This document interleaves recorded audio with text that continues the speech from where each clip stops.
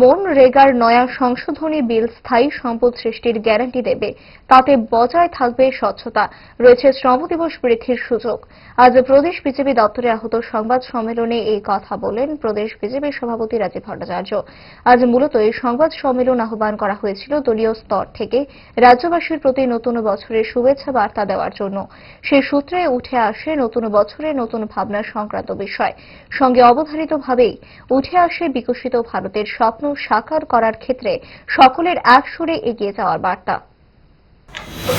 এই যে জি যে বিলটা নিয়ে আসা হয়েছে, যে বিকশিত ভারত রোজগার আজীবিকা গ্যারান্টি মিশন গ্রামীণ, তাতে এর আগে যেরকম মনরেগাতে মেইনটেইন ছিল যে 100 দিনের কাজের গ্যারান্টি, সেটাকে বৃদ্ধি করে 125 দিন করা হয়েছে। আর সবচেয়ে বড় জিনিস যেটা আমরা দেখতে পাই, এই বিলটা যদি আমরা পর্যালোচনা করি তাহলে আমরা দেখতে পারবো যে সেখানে আমাদের স্বচ্ছতাকে প্রাধান্য দিয়ে সেখানে এই বিলটাতে এই বিলটাকে পরিবর্তন করা হয়েছে। স্বচ্ছতা মানে কি? যেরকম আমরা এই ত্রিপুরা রাজ্যে যদি আমরা দেখি যে এইটাকে নিয়ে পলিটিক্যালাইজেশন, অর্থাৎ কোন স্থায়ী সম্পদ তৈরি না করে কিছু কিছু সুবিধাভোগী এবং কিছু স্বার্থান্বেষী লোকেরা এই মনরেগাকে পাথেয় করে তারা তাদের ব্যক্তিগত সম্পত্তি, তাদের যে আর্থিক রোজগার সেটা বৃদ্ধির লক্ষ্যে সেই কাজটা করেছে।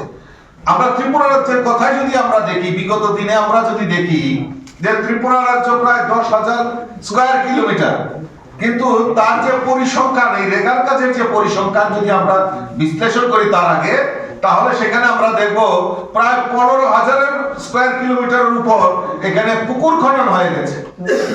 তো আমরা যেখানে দাঁড়িয়ে আছি সেটাও একটা পুকুরের মধ্যে আমরা দাঁড়িয়ে প্রেস কনফারেন্স করছি। তো এই সমস্ত স্বচ্ছতা কে নির্মূল করার জন্য এবং যাতে স্থায়ী সম্পদ এবং কৃষি কাজে রেগার কাজ এই জি সেটা যাতে বেশি ব্যবহার করা যায়, তার জন্য এই বিলটাতে পরিবর্তন করা হয়েছে।